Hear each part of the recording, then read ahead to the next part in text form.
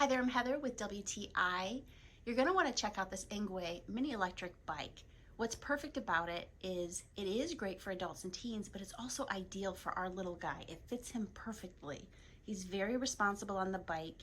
He wanted to keep up, but also not go so fast that we would worry about him. It is a heavy bike. It does fold up for transport, and it has this removable lithium battery. It absorbs shock for a comfortable ride.